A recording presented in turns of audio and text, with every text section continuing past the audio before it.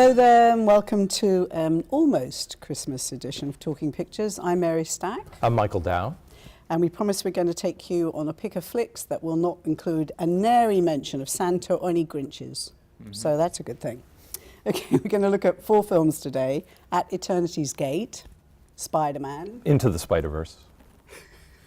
Green Book, and The Favourite. So we're going to start first with Van Gogh, as we say in Europe. Thank you. Or Van Gogh, as you say here. This is William Dafoe at his finest, being directed by Julian Schnabel. And it's a very unusual artistic trip into Vincent's mind. There's been a lot of films, and I've seen several of them, about Vincent van Gogh. He's a fascinating character. But this doesn't try to tell the story of his life. It tries to kind of understand why he does what he does. You know, you have episodic conversations. Apparently some of the script was based on letters. It doesn't attempt to tell the story of his life, but it does have this very deep connection with his brother Theo, who pretty much underwrites all his work, funds it.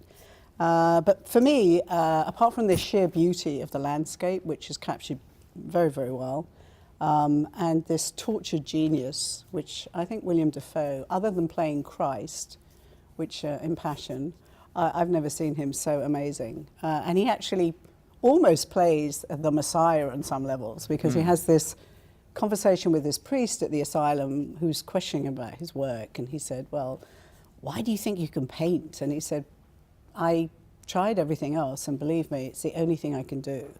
And then he says, I feel like I'm kind of justifying my existence as though I'm in front of Pontius Pilate. And then he kind of castigates his work and says, well, you know, it's not very good, is it? And he says, oh, well, you know, people aren't really ready for my work yet. So there's this a magical quality to the film. Does it seem a little bit too much like there's a kind of retrospective attitude where they have Vincent kind of speaking explicitly about his kind of place in the vanguard of No, painting? It's not as self-conscious as that. Yeah. No, he simply is blurting out his truth. It's very philosophical and deep, and also playful. There are times where he's just delighting in the landscape and how excited he gets when he sees a field of sunflowers. So it taps more into his passion.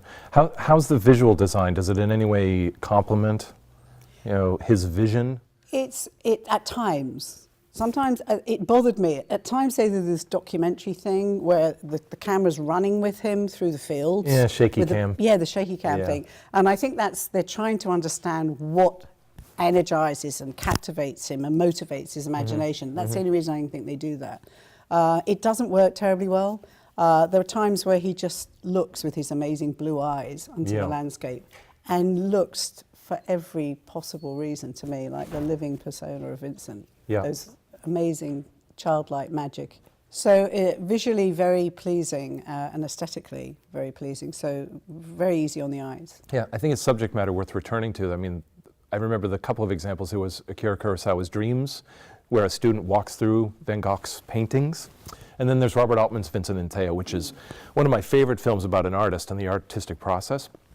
So when I saw that it was William Dafoe being cast in the role, I thought, you can't have a more ideal person portraying the kind of earnestness and the passion, but also the potential madness, you know, involved. So, and I like the idea. I mean, his character is kind of endlessly ripe in terms of the possibilities of portraying his subjectivity, you know. So it's definitely the one I want to see that's out now, that I haven't seen yet anyway. And this deep connection is suggested with Eternity, that he feels he's there to produce things. He doesn't even understand why. It's something just that's beyond understanding. And a very prolific painter. Just in a short period of time, he bangs out like... it was a ridiculously short career. And it's so sad because you see his funeral, and you know he's lying there, and all his paintings are around the coffin, and people are just allowed to take them. There are people walking out with his paintings. Yeah. Yeah. Interesting. Sad. Yeah. Well, along those lines, I actually took a chance, because I'm not a superhero person generally. I'm a superhero person. I'm just not a kind of a live-action superhero person of the strain that I guess I'm supposed to be. I don't know. I've never really warmed up to the superhero genre that we're kind of wallowing in now. In the movies, you mean? Not in the comics? Well, in the movies, yeah, as opposed Love to the real comics, life. yeah. But that said, I saw Spider-Man Into the Spider-Verse. I figured I'd take a chance on it. The marketing's been a little strange. I don't think people really have a clue exactly what the film is or trying to do. But nonetheless, on the whole, I'd highly recommend it. It is an animated Spider-Man film, okay? And the gimmick or the kind of ploy of the film is that there isn't just one Spider-Man, that there are multiple Spider-Men living in multiple universes. And the contrivance of the film, and it's a massive contrivance, which is a little bit annoying as you're watching the movies. It's a little too self-conscious of itself. But basically, it's a kind of animated version of the Spider-Man story done in a graphic style, which is very reminiscent, not just of one Spider-Man comic, but of all of them. Also, all the Spider-Man movies. It basically is a compendium of all of these wide-ranging Spider-Man references. The point of the movie is that a character, Miles Morales, this kid who lives in Brooklyn, he's a really good student. He goes to an academy in Manhattan. He has a kind of personal crisis. And through, again, another contrivance, he kind of becomes Spider-Man. He gets bitten by a radioactive spider, blah, blah, blah, the whole story. The film kind of deals with the kind of tired nature of the Spider-Man narrative. That's a kind of running gag in the movie. So the story itself is rather pedestrian, and you know the story. We've seen, various iterations of the Spider-Man story 100 times already, even in the past 15 years or so. So what is it that really interested you, and what was unique about this? Right. Well, in order to kind of get to my reasoning as to why people should see the movie, is to just kind of get the point of the story kind of taken care of, and I'm not exactly the master plot summary, but here we go, okay? So Boyd basically becomes yet another version of a Spider-Man in his universe. And what happens is the main villain in the film, Kingpin, collaborates with Dr. Octopus, or Doc Ock. People who know these stories, even at the rudimentary level, know these characters. He collaborates with another villain, and they create a super collider. And this device underneath Manhattan, and this device basically causes multiple universes to collide, so that all of these other Spider-Men or Spider-People from other universes enter into this boy's universe. I know, it's even trying to describe it is ridiculously contrived. But what's good about it? Well, what's really good about it is, so you've got the kind of plot that is an excuse, again, for a kind of endless experimentation. And what's interesting is all these different Spider people come from different, let's say, aesthetic universes. So you have a film noir Spider-Man. You have a cartoon Spider-Man, Peter Porker, a little kind of Looney Tunes pig character. You have an anime Spider-Man. So it's basically a kind of very elaborate excuse for the film to kind of mix and mash up all of these different styles. So the film is this very interesting kind of synthesis of anime style, noir style, cartoon physics. And it works? It works in spite of itself, I would say, because the story is it's overly laden with the mythology of the Spider-Man story, and the emotions of the film are very superficial, very two-dimensional. Typical, one of the kind of, I guess, shortcomings of kind of comic book narratives is that emotions are very surface level. But if you can get past all of those kinds of things that are difficult to swallow about the narrative and this kind of story that's been told already way too many times, and just enjoy it for the pure, and I can't believe I'm saying this, but the pure spectacle of it. Usually I have an allergy to spectacle, but this film is just like endless, rapid fire, hyper-stimulating spectacle. And it's worth seeing for that reason. And to get to my ultimate point, right, is to say that this is the film that kind of, I think, sets the standard for, I'm sure, a number of sequels to come, number one. Good Lord. Because what I'd like to see them do is to investigate these other universes, okay, these other kind of parallel worlds of these other Spider-Men. On the film or anything. No, I'm not, believe me. And just, I think this is a revitalization of the superhero genre. I mean, I checked out on it a long time ago, and I know that some of the superhero films are good and whatever, but it just hasn't interested me. This one really held my interest in spite, as I say, of the tired plot and the redundant storytelling. So for that reason alone, I would highly recommend it. I want superhero movies to take the animation route. I mean, that's my kind of secret wish. Yeah, if there is a Santa Claus, that's the one thing. Note bene. Yeah, exactly. So, as I say, you can get, the one thing is, and two, I would just say that if parents expect to bring their kids to this movie, they're going to get lost in the web of the complicated story, okay? It's overly complicated. It's really not for kids. I'm not exactly sure who the audience is. It's you. Yeah, I guess it's me. I don't know, but yeah, highly recommended. Even though highly qualified recommendation. Okay. Well, we're going from the outer limits to a very mundane pedestrian road movie, which you like usually. Yeah, typically, yeah. Green Book. Now, I have to say I liked this. It was a simple enough plot, but sometimes those are the hardest things to execute.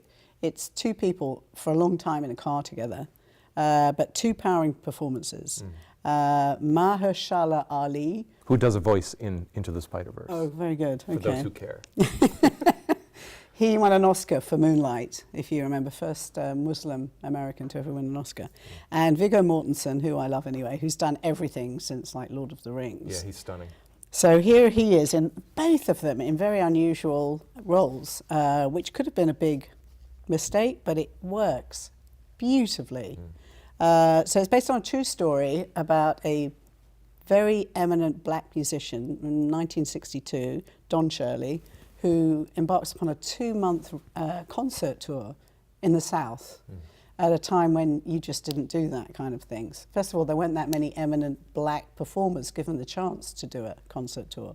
So he needs a white, savvy driver bouncer, and along comes Viggo Mortensen, and his name is Tony Lip Vallelonga, Lip for short, and he does have a propensity to sound off when it's not the right thing to do. But he also saves Ali's bacon several times in the film because he's a bit naive. He lives in this kind of very palatial Manhattan mansion, almost like a prince. He has a kind of elevated throne, and he's got this dignity to him and presence that's quite uncanny. It's very aristocratic. And he brings that with him out of Manhattan on this rather hokey kind of road trip, I have to say. Anyway, it's they follow the Green Book, which at the time was a Negro-friendly guide to places to stay, places to fill your car, restaurants you could eat in, back in a time where that wasn't available to most blacks, you know, traveling the South. And the gauche part is played by the chauffeur, who really is very working class, blue collar, full of stereotypes about what black people are, what their habits are about eating chicken and all the rest of it. And at first you would think, oh, that's pretty tacky, that's pretty predictable. However, over the course of the 2 months they spend together, they develop first a respect and then a friendship. And in true life, this actually occurred, because in the footnotes at the end they tell you that they remain friends for life, which is it's very touching. But also, Ali is a very solitary, emotionally detached person, and one never really finds out the cause of his pain and the source of his genius. He takes great solace in drinking whiskey. At one point he gets arrested but not charged with hanging out with a white guy at a YMCA. You're not quite sure what they're doing. He may have just been having a conversation. That was sufficient in those times. But they were in towels, so they must have been in the locker room. Anyway, Viggo Mortensen comes in and peels off a number of Reddies and takes care of the situation. So it's charming, it's personable, it's human. It's not hokey. It wasn't hokey. I found it inspirational. But maybe a little bit standard issue, kind of. Well, the only other thing I've ever seen is the Converse, which is Driving Miss Daisy. That's what I was going to ask about as well. Does it have that kind of treacle to it? No, I didn't find the treacle. Okay. And I like the fact that the two encounters with police, one is very much what you'd expect. Yeah. Who's he in the back, referring to Ali, sitting in the back. And they get pulled over and in trouble. And it's not too, let's say, unsubtle with its life lesson. Is there a kind of moral conclusion? No, I think it's a kind of an eye into the world. It's more of a snapshot of... Yeah. Yeah. And also revealing the range of Moors, because when they get closer to the north on the return trip, they're driving in very bad snowy conditions, almost undrivable. Yeah. But they want to get back for Christmas to New York. And they get pulled over by a policeman, and they just figure, this is it again. And this guy tells them their back tire is in bad shape and they need to replace it. So he actually is saving them. He's doing the good thing. So that was quite refreshing, that there were some really decent folk out there, despite all the prejudice and being beaten up and all that rubbish that he had to contend with on a daily basis. Right. Once in a while, he's treated as an equal Everyday human decency. being. And it was very uplifting at a time when we need that. So maybe I'm a sucker for a bit of goodwill at this point, but it was really an endorsement of what's possible within human behaviour, you know, the best of, followed by the very worst of, Yeah. which was The Favourite. So, Yeah. Michael. Can we finally really just get to this movie once and for all? Because, well, The Favourite, it's a need to see it again kind of movie, because I think it's deceptively minimal in its narrative. It's directed by Yorgos Lanthimos, Greek, who did what I thought was, if not the best film of the past 5 or so years, The Lobster, which is a brilliant take on human relationships. Which I couldn't even get to the end of. Yeah, well, a lot of people couldn't, judging from conversations I've had. People wonder what the hell I'm thinking to declare that film such a masterpiece, but whatever. But it seems as though, first of all, I'll say before we get into any of the specifics of the film itself, is that Lanthimos seems to be very occupied. He didn't write the script. I mean, he's not as personally responsible for the script as he typically is. That said, the film nonetheless deals with a very particular theme that you find, I think, throughout all of his films, is that the clash, or let's say at the very least, the juxtaposition between, let's say, the Western civilized self, the individual and the family, and interpersonal relations, and the need for repression in order to maintain something resembling social order, and primal impulses. So and power. I think it's a great study Oh, absolutely, of power. Yeah. Well, how power kind It's of played out. how power corrupts both absolutely. civilized order as well as individual. the primal, right?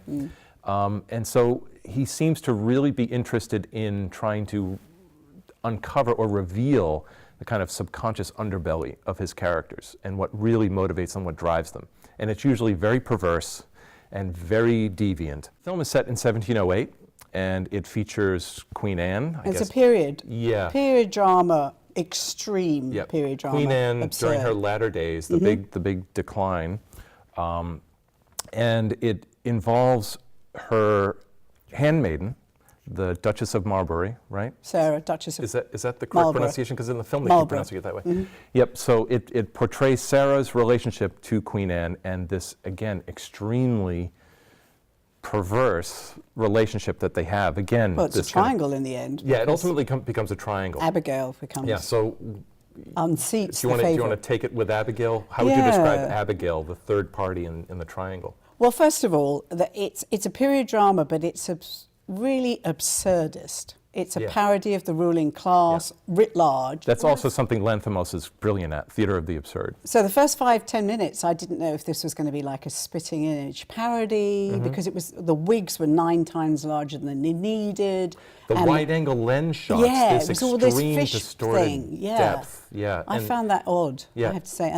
And there were lots of odd things. I mean, before we go, that cello, the single note cello. Yeah, there's this repetitive note that's played. It's like a Drive note me and then a mad. scratch. Yeah. So maybe it was the key of metaphysical distress that he was getting across with a hammer. Yeah, well, I think it's supposed to trigger a kind of unease in the audience, so that you know that something is really festering, even if we're just watching a character walk down a corridor. Yeah. And there are endless corridors in this movie too. Corridors, yes, he corridors. does.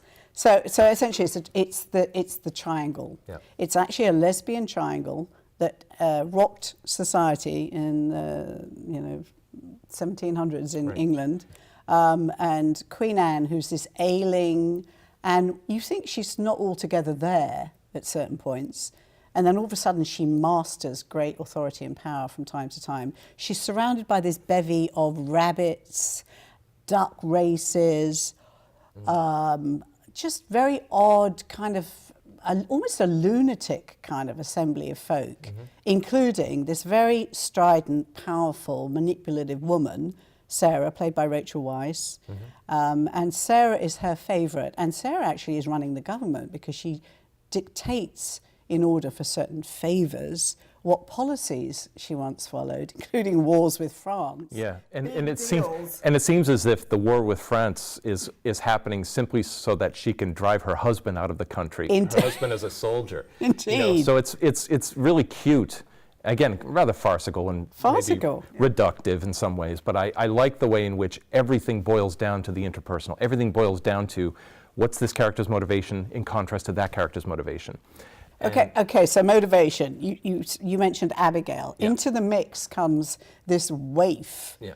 who arrives in very downtrodden circumstances, and apparently she is the cousin of Sarah. Yeah. So she's nobility, and she's been well bred and well educated. But her fortunes are fallen. She But, becomes she's a scullery maid maid. at the palace. Yeah. But and she seems like this wonderful, well-intentioned. She goes into the woods to get salve and herbs for the Queen's leg, but she very quickly becomes tainted and poisoned, no pun intended, by the evils of the court, and in order to survive, starts to adopt their predatory methods and becomes better at them than Sarah, and dislodges Sarah from her privileged position. But it's very, in that regard, it's very simplistic. It's basically two women cousins at Horrible war with women. one another over the affections of the Queen. Yes, And- and I'm not even sure if they care for her. No, they could care less. I don't think. It's But all really sad. It's a sad portrayal of human behaviour. Yes, it's extremely tragic. Nothing Redeeming. ends well. No redeeming. These characters all end in a quite an empty way. I just want to mention a couple of things just to give people kind of food for thought, because I would highly encourage that they go see it. First of all, it reminded me. We've talked about this already, about the period pieces it reminds us of. It reminds me of Kubrick's Barry Lyndon. Yes, very It's in its own way, in its own minor way, it's every bit as good in terms of the visual aesthetics, the feast of the film. A lot of chiaroscuro, a lot of like brown. It's just got a wonderful Candle lighting. palette. Yeah, very natural lighting. But a couple of things that I'd suggest about the film, because it has a very seemingly ambiguous ending. And I don't want to give anything away Yes. in regards to the ending, but it is in some respects connected to the rabbits. And I guess Queen Anne lost 17 children. She and so did. what she did in order to compensate was to acquire this kind of corral of rabbits she keeps in her chambers. And what happens with the rabbits is quite interesting. But what I'm beginning to think about with the film, and it takes a lot, I think, to kind of digest, but the character of Abigail is very strongly linked to nature and to the earth. The way in which she gets into the Queen's good graces is to go out into herbs. nature, find a kind of remedy for her gout. Not a remedy, but a salve. And the Abigail character, in a sense, is the most tragic because she seems to negate, or at the very least compromise, her kind of bond to the earth, her connection by the end of the film. I don't want to say anything more than that, but there's something to it, I think, in terms of her character being kind of earthbound, and that's her power.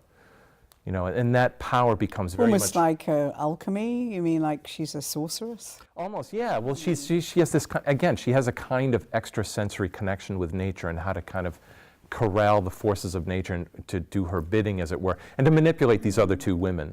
I think there's a lot to that. That's Again, an but as interesting point. Yeah, as I say, it's a film you kind of need to see.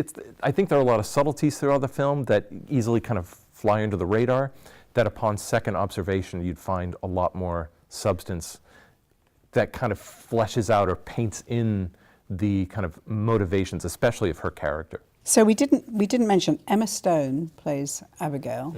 I found it a very naked performance. You know, not just literally with the kind of lack of adornment of makeup and such, but also just very. She puts herself really into this role, and it's quite remarkable. And Olivia Colman plays Queen Anne, and she's remarkably good. Maybe my favorite as is performance. Rachel. I don't know how long. She Rachel embodies that role amazingly well. has become the femme fatale after doing My Cousin Rachel. She plays the same kind of role. Yeah. And well, she's in The Lobster as well, so it seems as though she and Lanthimos have some kind of collaborative chemistry, which I want to see more of, absolutely. But you can only take so much of these feral women. I mean, you just want to disown your sex by the end of the film. Well, that's what's interesting about the film. I won't say refreshing because that sounds insensitive, but it seems to me it's a kind of very, very brutal portrayal of like the negative mother archetype.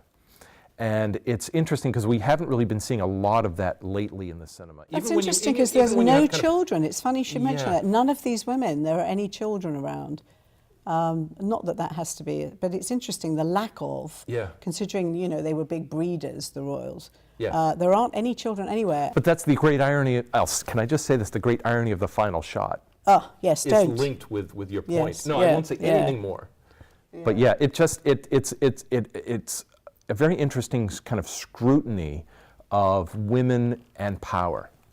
Right, and I mean, the script is sharp and very funny at times. I mean, after this sort of, how would we say, dalliance in the woods, Abigail arrives rather With the male dishevelled. characters we haven't even talked about because they're borderline irrelevant. She's dishevelled, her frock is messed up, and, you know, the Queen says, "What happened to your dress?" And she says, "Wolves." Right. Just like that. Again, And it was metaphor brilliant. for being nearly Brilliant. assaulted in the woods. Yeah. So the script is sharp as a knife, brutal, as one would expect, Yeah, because the unsparing. action's brutal. Everything about it is brutal. The sex is brutal, and there isn't a redeeming modicum of warmth in that entire film. Or is amongst there? any of the characters. And all the men are kind of effete and useless. Yeah. Aren't As they? I say, that's the only reason why I kind of find myself favoring Abigail is because she's resourceful. And she seems to have this kind of added focus, an added perception that the other characters seem to have sacrificed a long time ago at the service of just maintaining this order within the palace. Yeah. So I would say people should know it's not a Merchant Ivory movie. By any means. No. You know, it's it's a not. period piece, but it's not in any With way, shape, a or form. kick. It's not romanticized Period at piece all. with a kick. It's really quite brutal. It reminded me of Queen Margot. That's the nearest analogy I can make. Queen Margot being the first time I ever felt that we truly went behind the scenes at Yeah. court, in the French court, to see the daily brutality, the instant dismissal, the one day you're in favour, the next day you're in the scullery or dead. Yeah, I mean, and for that matter, you know, how government oftentimes is ruled by a singular and distorted psychology. very, very true. Certainly Yeah. the British, Yeah. one- It's- the British government. Yeah, it's all monarchy. too common, probably.